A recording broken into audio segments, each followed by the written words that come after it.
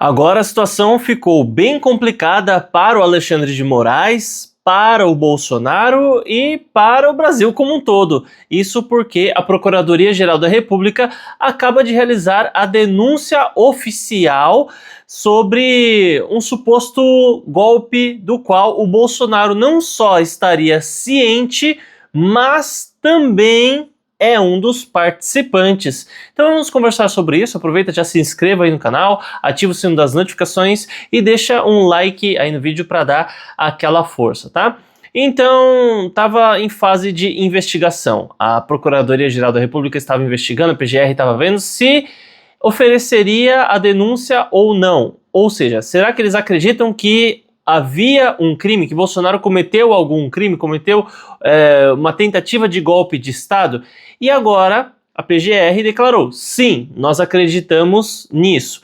Qual golpe que Bolsonaro teria cometido? É um conjunto de ações, em teoria seria um golpe só que em várias etapas, né? Então a gente tem aí o 8 de janeiro, que Bolsonaro, de acordo com uma última análise que fizeram aí, ele foi o autor intelectual do 8 de janeiro, já sabia que tudo ia acontecer, por isso teria fugido para os Estados Unidos, para o pessoal lá fazer a revolução toda e depois ele só voltar como presidente. Além do mais, tem o caso mais sério, que seria a acusação contra ele de que ele tentou tirar a vida do Alexandre de Moraes, do vice-presidente Geraldo Alckmin, né, e do Lula.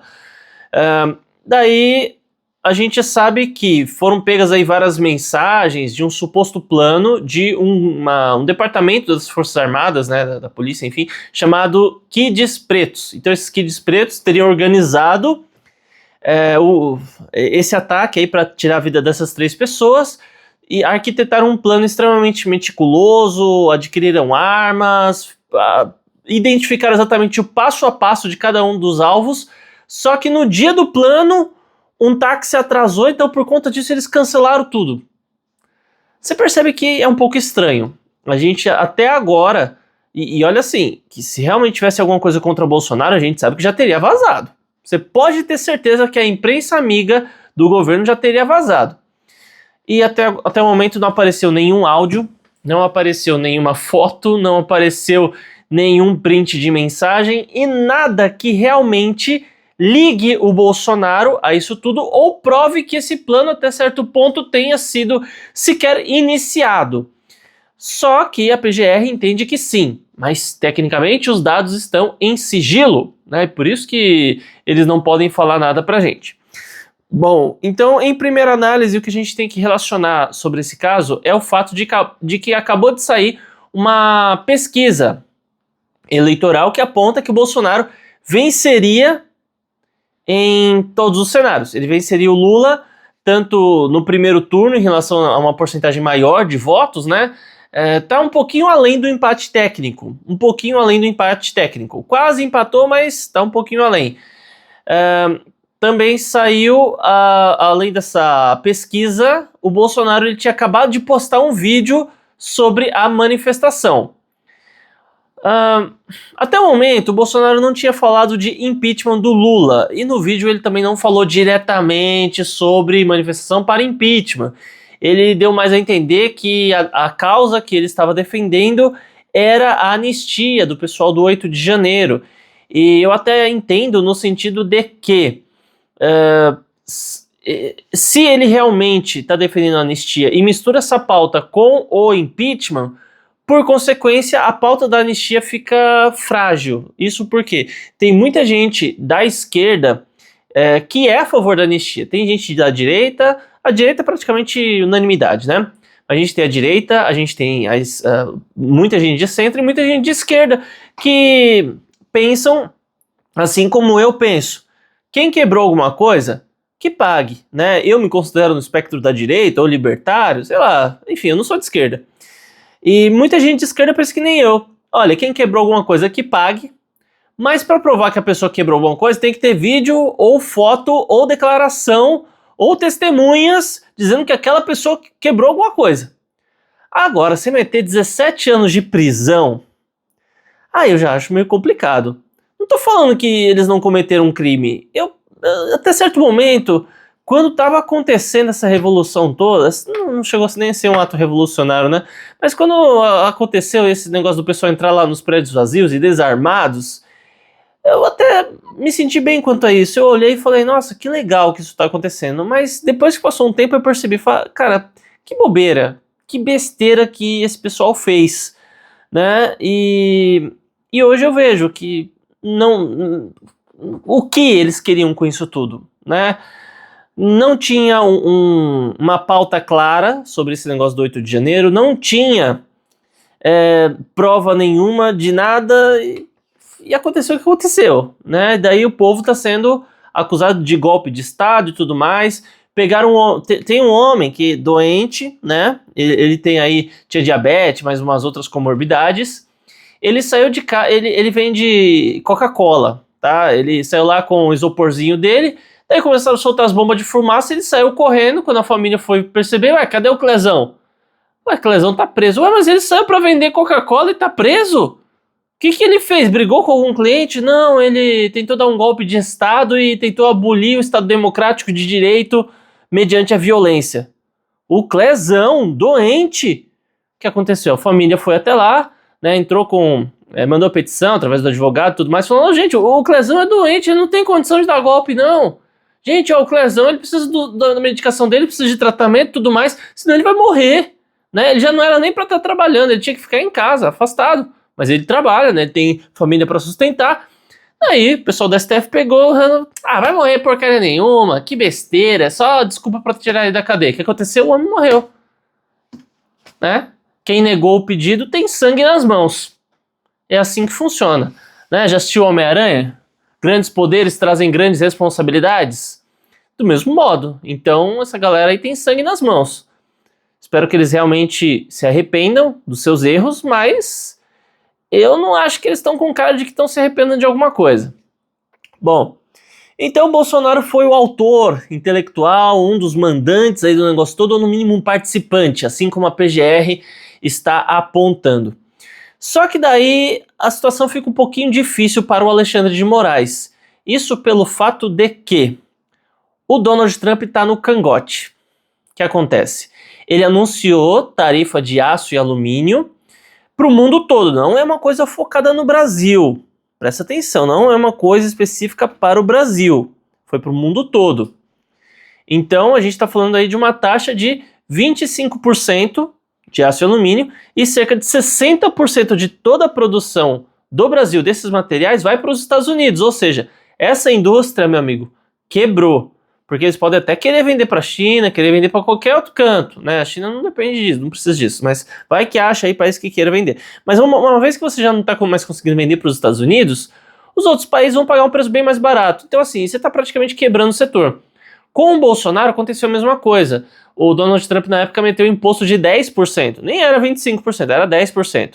O Bolsonaro foi lá, negociou com o Trump e isentou o imposto. Não, o Brasil vai fazer parte de um grupo de países que não vão pagar esse imposto. Beleza, tudo bem. Agora você acha que o Lula vai conseguir negociar um negócio desse? Você acha que o Lula vai conseguir fazer alguma coisa? Nem os próprios assessores do Lula, nem os próprios eleitores estão acreditando mais nele. Quanto mais chegar para negociar com o Donald Trump. E a grande questão é que o Trump, ele é uma promessa de campanha, que ele vai colocar sanção financeira para países aliás, ele vai colocar taxação para quem taxa os Estados Unidos. Daí o Lula vem falar em retaliação. O pessoal do Brasil está falando em retaliação. Vamos retalhar os Estados Unidos pelos impostos que eles vão colocar. Mas assim, peraí, são os Estados Unidos que estão retalhando pelos impostos que o Brasil coloca contra eles. Sabe essa chamada taxa da blusinha? Pois bem, então, você muitas vezes vai comprar um produto de R$100, você paga 50, às vezes mais R$100 de imposto. Então, isso é um imposto abusivo. O Donald Trump disse que quem cobra o imposto dele, ele vai devolver na mesma moeda. Só que daí o Lula veio falar, cara, que colocar as coisas em pé de igualdade é antidemocrático. Ele quis dar a entender isso. Não, cadê a democracia? Cadê o livre comércio? Peraí, na hora de você taxar os produtos dos Estados Unidos, aí é livre comércio. Na hora que é o Trump taxando, aí não é livre comércio. Aí, inclusive, é antidemocrático. Estranho, né?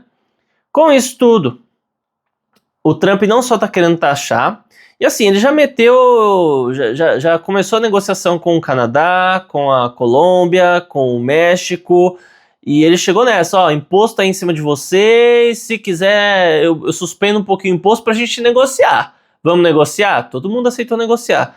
Só que com o Brasil, a situação é um pouquinho especial.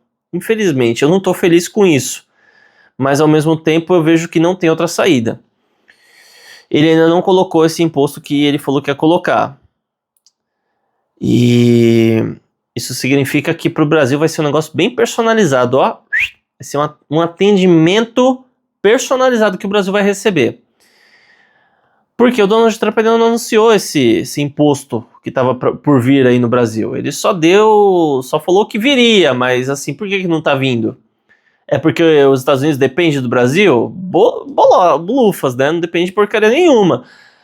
Se os Estados Unidos não puder mais negociar com o Brasil, vai ser ruim para eles? Vai. Mas vai ser bem pior pra gente. Eles vão conseguir outros fornecedores. Tem um monte de gente doida para vender para os Estados Unidos e não consegue porque o Brasil vende certos produtos, como suco de laranja, por exemplo. Soja, né? Então, com essa situação toda, a gente está aguardando aí um relatório da Organização dos Estados Americanos, que veio até aqui o Brasil, para avaliar se existe ditadura ou não. Para avaliar se os direitos humanos foram infringidos ou não. Mas por que isso está sendo avaliado? Por que o Brasil teria que obedecer alguma coisa? Porque há décadas atrás, o Brasil assinou um tratado, um acordo lá, que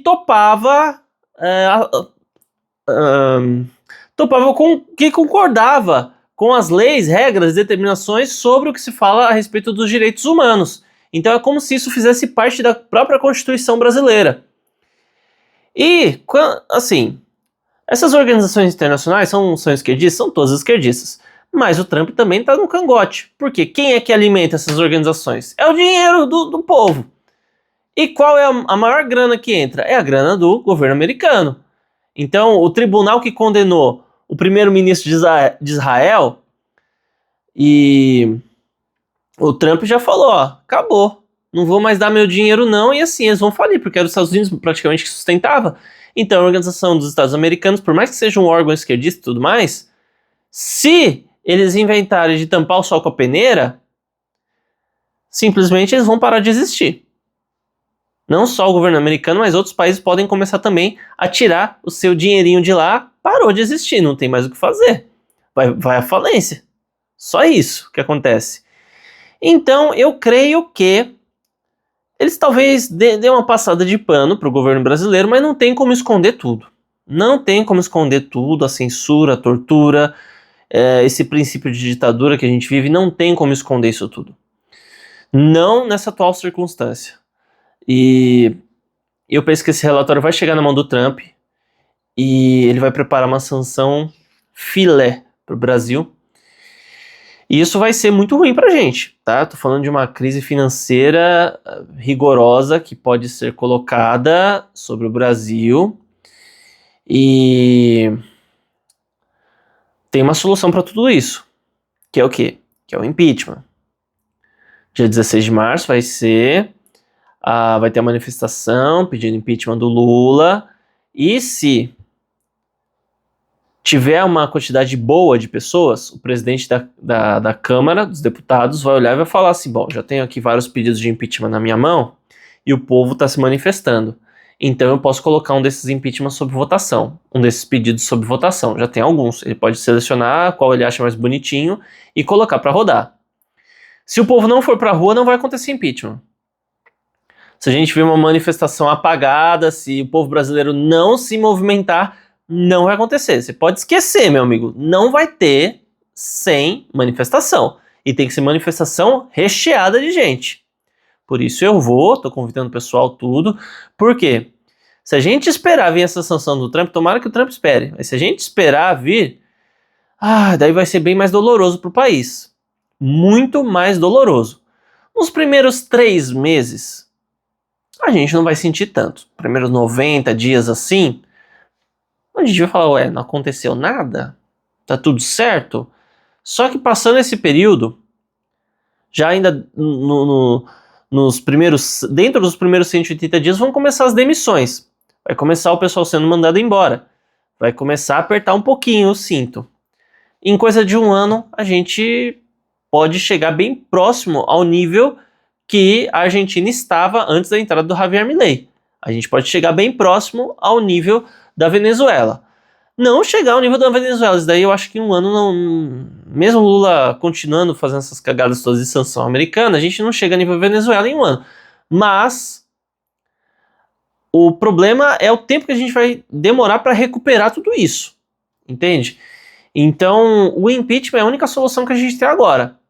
Porque provavelmente esse relatório da OEA vai vir, Donald Trump vai analisar e vai ter provas na mão e argumentos suficientes para aplicar uma sanção muito forte contra o Brasil, e se a gente não fizer alguma coisa, a tendência é que tudo venha a piorar e a economia do país vai colapsar e todo mundo vai sofrer. Essa que é a verdade. E no meio desse caminho, Bolsonaro foi aí denunciado pela Procuradoria-Geral da República. Se o Alexandre de Moraes insistir nesse assunto e aceitar a denúncia, vai ser pior para ele.